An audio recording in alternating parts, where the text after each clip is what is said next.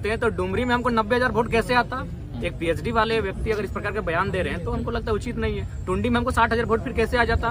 बेरमो जो महागठबंधन का सीट है वहाँ हमको 50,000 वोट कैसे आता? बोलते उपचुनाव में जब कैसे सीट नहीं, हमने स्पष्ट कहा है कि हमारा पहला चुनाव किसी की मौत पे नहीं लड़ेगा।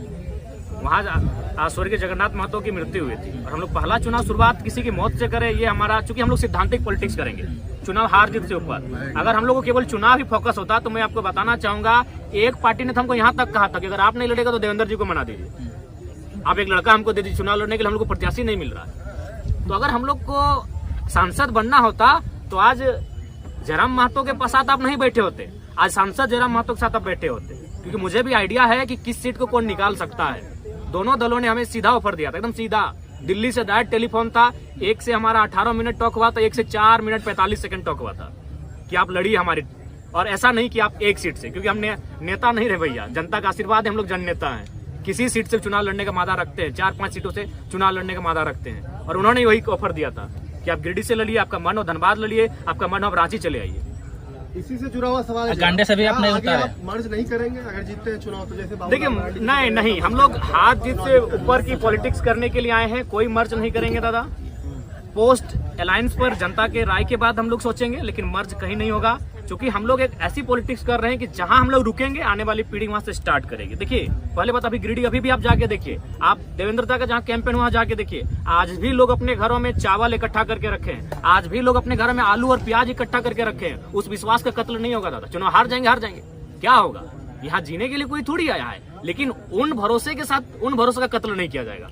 हम लोग सिद्धांतिक पॉलिटिक्स करने आए हैं। बोले तो अगर हमको अपनी महत्वाकांक्षा होती, हम संसद में होते, आज हम संसद में होते। जब 3.5 लाख वोट हम अकेले ला सकते हैं, अपने दम पर ला सकते हैं, तो दोनों पार्टियां हमें टिकट कर रही थी। आराम से एनडीए और यूपीए को चयन करते किसी सीट से और निकल जाते, संसद भवन में कमरा भी मिल जाता और झारखंड की समस्याओं को उस पार्टी से रख देते। लेकिन उस भरोसे का क्या होगा जो 85 साल की बूढ़ी महिलाएं आज खाना नहीं खा पा रही हैं। हम कई बार उनसे मिलने गए कि अभी चुनाव बहुत है, हम लोग अभी 29 साल के आगे भी चुनाव लड़ेंगे, रो रही हैं, 5-6 साल की बच्चियां रो रही हैं कि नहीं कैसे हार गए टाइगर।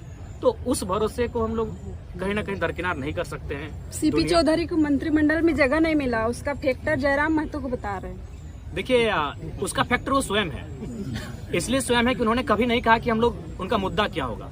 उन्होंने एक ही चीज कहा कि जयराम से ऊपर है राम, और स्वाभाविक है, हम लोग इंसान है, राम जी हमसे ऊपर है, लेकिन क्या भगवान राम के नाम पर चुनाव लड़ना चाहिए? मुद्दे हैं लड़ने के लिए, आप उन मुद्दों पे लड़िए। अब तो मैंने राम को, अल्लाह को दूर रखी राजनीति से। कब तक इस देश की राजनीति को यूं ही मतलब धार्मिक उन्माद में लोग रखेंगे? हम चाहते हैं कि पढ़े लिखे नौजवान जब आ रहे हैं राजनीति में तो कम से कम राजनीति को शुद्ध रखें। इनमें उनका स्वयं दोष है। अगर उनकी स्ट्रेटजी होती, अगर वो गाँव जाते हैं तो जयराम आते हैं क्यों रणभूमि में?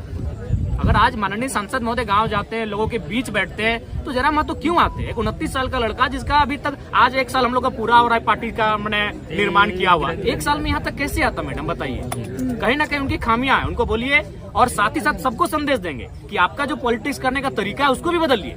आप जनता से कटे हैं, आप में और जनता में अंतर है। आपका महल 18वें तल्ला पर है और जनता आज झुग्गी झोपड़ी में रहती है। आप जनता से कटे हुए लोग हैं, आप जनता के लिए काम नहीं कर रहे हैं, जो भी कर रहे हैं अपने परिवार को भरने काम कर रहे हैं। और महोदय सांसद से कहिएगा कि आप तो रामगढ़ के हैं, आप सुन रहे हैं लइयों में जमीन खरीद ली है, सॉरी जो गोमिया का बॉर्डर पड़ता है नदी के उस पार, चूंकि अब माइंस उधर जाने वाला है। वाह भैया।